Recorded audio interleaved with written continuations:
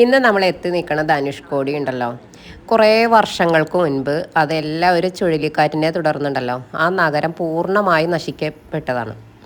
അതൊരു 1964 രാമേശ്വരത്തുണ്ടായ ഭയങ്കരമായ ഒരു ചുഴലി കൊടുങ്കാറ്റായിരുന്നു അത്. അപ്പോൾ ആ നഗരം പൂർണ്ണമായിട്ട് അന്ന് നശിക്കപ്പെട്ട ഒരു നഗരമാണ്. ഇന്നും ഒരു പ്രേത നഗരം എന്നൊക്കെയാണ് അതറിയപ്പെടുന്നത്. അപ്പോൾ അത് സ്ഥിതി ചെയ്യുന്ന ഇന്ത്യയിലെ തമിഴ്നാട് സംസ്ഥാനത്ത് രാമേശ്വരം എന്ന ദ്വീപിൻ്റെ തെക്കു കിഴക്കേ അറ്റത്തായി സ്ഥിതി ചെയ്യുന്ന ഒരു ഉപേക്ഷിക്കപ്പെട്ട ഒരു പട്ടണമാണത്. പിന്നെ ശ്രീലങ്കയിലേക്ക് ഒരു 18 മൈൽ, ഏകദേശം ഒരു 29 കിലോമീറ്റർ ഡിസ്റ്റൻസേ ഉള്ളൂ. പടിഞ്ഞാറ് ഭാഗത്തായിട്ടാണ് സ്ഥിതി ചെയ്യുന്നത്. അപ്പോൾ ആ ഒരു സ്ഥലത്താണ് നമ്മളിപ്പോൾ എത്തി നിൽക്കുന്നത്. കഴിഞ്ഞ 2 ദിവസമായിട്ട് നമ്മളുടെ യാത്ര ഇപ്പോൾ നമ്മുടെ ലക്ഷ്യസ്ഥാനത്ത് എത്തി നിൽക്കുകയാണ്.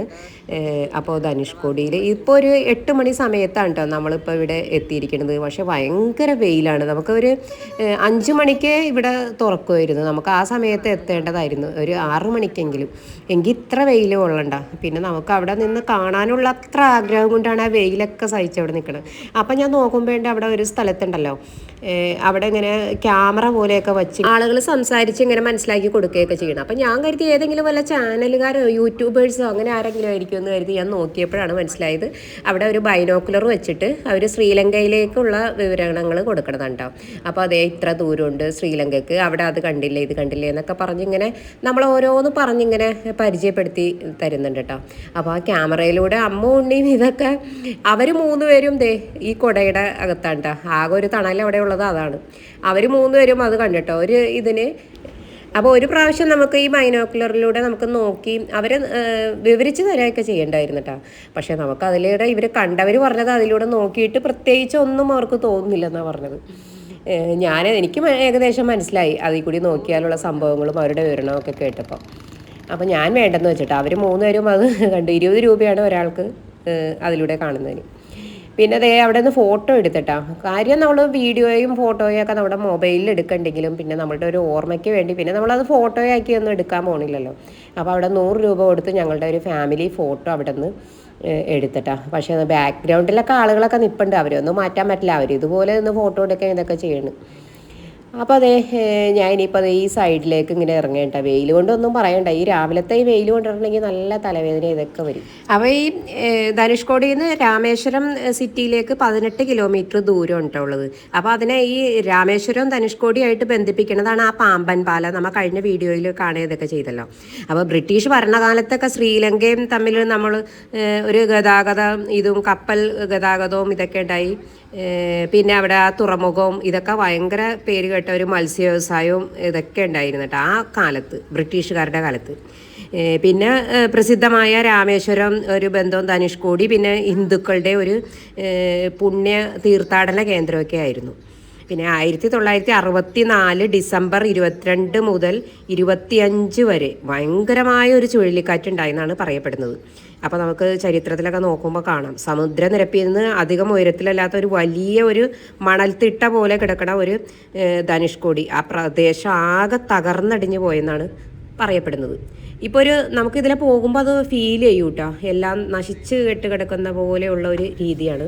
ഇതിപ്പോൾ നമ്മുടെ ഇന്ത്യയുടെ തന്നെ ലാസ്റ്റ് എൻഡാണത്. പിന്നെ സുനാമി വന്ന ആ ഒരു സമയത്ത് അത് ധനുഷ്കോടിയെ ബാധിച്ചില്ല കേട്ടോ. 2004 സുനാമി വന്ന് പല സ്ഥലത്തും പല പ്രകമ്പനങ്ങളൊക്കെ സൃഷ്ടിച്ച് കടന്നുപോയത്. അപ്പോൾ അത് ധനുഷ്കോടിയെ ബാധിച്ചൊന്നുമില്ല. അപ്പോൾ നമ്മളിതേ ഇനിയിപ്പോൾ പോയിക്കൊണ്ടിരിക്കുന്നത് ഇവിടെ നിറയെ ആടുകളും ഇതൊക്കെ നമ്മളിങ്ങനെ വണ്ടി കൊണ്ട് പോകുമ്പോഴൊക്കെ ഇങ്ങനെ കാണാം കേട്ടോ. അപ്പോൾ പോയപ്പോൾ അവിടെ ഒരു ചേട്ടൻ്റെ നമ്മളെ കൈ കാണിച്ച് നിർത്തി ഭക്ഷണം കഴിച്ചിട്ട് പോകാമെന്ന് സ്നേഹത്തോടെ പറഞ്ഞപ്പോൾ നമ്മളൊക്കെയാണെങ്കിൽ നല്ല വിശപ്പ്. റൂമിൽ നിന്നൊരു വെറുതെ ചായ പോലും കുടിക്കാതെ രാവിലെ ഇറങ്ങിയതാണ്. നോക്കുമ്പോൾ അതേ നല്ല മീൻ വറുത്ത മണവും ഇതൊക്കെ വരുന്നുണ്ട് കേട്ടോ.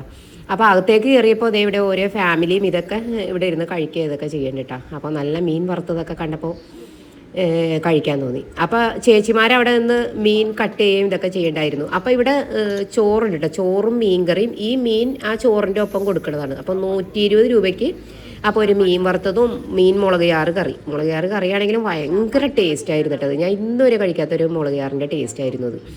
എന്ന് വെച്ചാൽ ഈ വാളംപുളിയാണ് അവർ മെയിനായിട്ട് പിഴിഞ്ഞൊഴിക്കുന്നത്. അപ്പോൾ അവർ അവരുടെ ഫ്രീസറിൽ സ്റ്റോക്ക് ചെയ്തേക്കുന്ന മീൻ നമ്മളെ കാണിച്ചു തന്നു. അപ്പോൾ നോക്കിയപ്പോൾ അധികം പഴക്കം ചെല്ലാത്തതാണെന്ന് എനിക്ക് തോന്നിയിട്ടോ, ചെക്ക് ചെയ്ത് നോക്കിയപ്പോൾ നമ്മളാൽ കഴിയുന്ന രീതിയിൽ നമ്മൾ ചെക്ക് ചെയ്ത് നോക്കിയപ്പോൾ. അപ്പോൾ അതിൽ നിന്ന് 2 ഞങ്ങൾ സെലക്ട് ചെയ്ത് എടുത്തു. പിന്നെ അത് ഓരോന്നിനും ഓരോ റേറ്റാണ്. അപ്പോൾ അത് അവരവിടെ കഴുകി വൃത്തിയാക്കി നല്ല വൃത്തിക്ക് ചെയ്യണ്ട കേട്ടോ അവിടെ. അപ്പോൾ ഞാൻ അവരുടെ കിച്ചണിലും ആ ഭാഗത്തൊക്കെ പോയി. അപ്പോൾ ഞങ്ങൾ ഇവിടെ മീൻ സെലക്ട് ചെയ്യുന്ന തിരക്കിലാണ് കേട്ടോ. പിന്നെ മീൻ നമുക്ക് കോംബോ ആയിട്ട് നമ്മളിപ്പോൾ എന്തായാലും ചോറ് കഴിക്കേണ്ടത് അവിടുത്തെ തമിഴ്നാട്ടിലെ നല്ല പച്ചരിച്ചോറും മീൻകറി, നല്ല ചൂടുള്ള ചോറും മീൻകറിയും.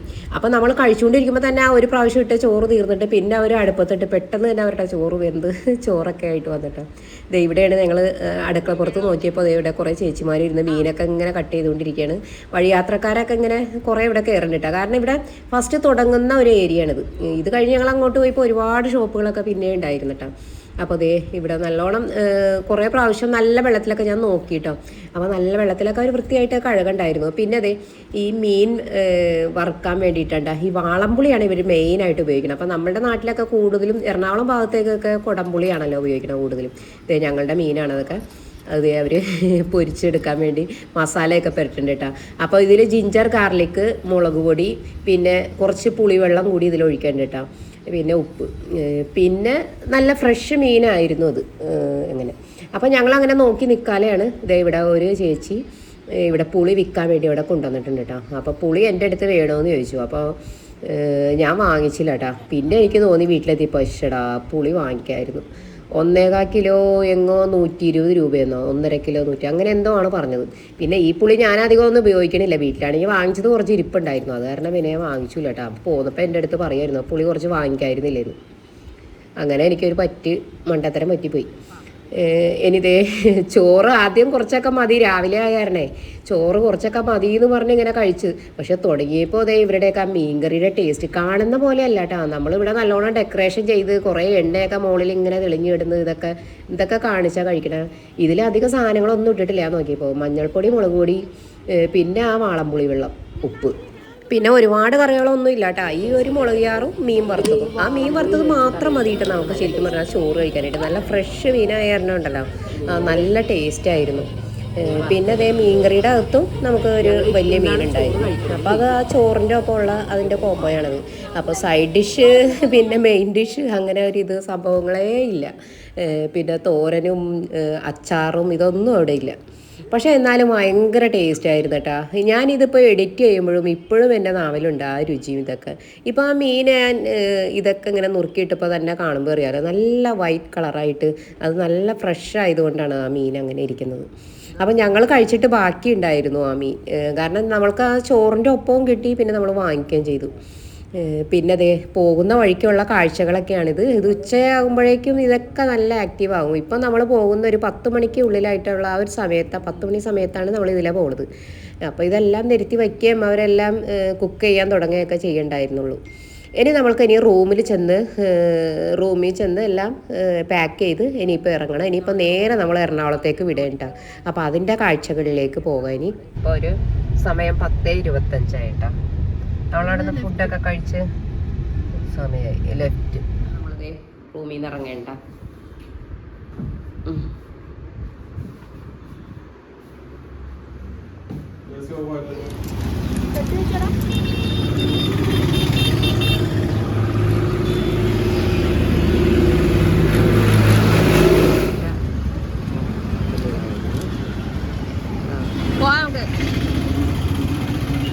അപ്പോൾ ഈ ഹോട്ടലിൻ്റെ പാർക്കിംഗ് ഒക്കെ അതിൻ്റെ ബാക്ക് വശത്തായിരുന്നു കേട്ടോ. അപ്പോൾ നമ്മൾ ഇനിയിപ്പോൾ ഇവിടുന്ന് ഇറങ്ങണം. കലാം മ്യൂസിയമാണിത്, ഡോക്ടർ അബ്ദുൽ കലാം മ്യൂസിയം.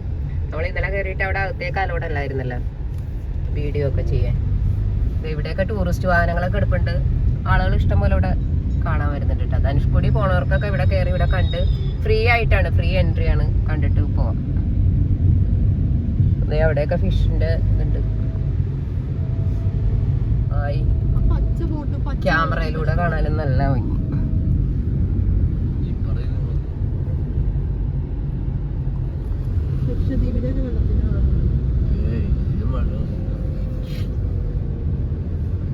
ഇതിപ്പോ നമ്മൾ ഇന്നലെ ഇവിടെ നിന്ന് ഈ ബ്രിഡ്ജിന്റെ അവിടെ നിന്ന് കുറെ ഫോട്ടോസ് ഒക്കെ എടുത്തില്ലേ, നമ്മൾ റിട്ടേൺ പോവുകയാണ് അതിന്റെ കേട്ടാ.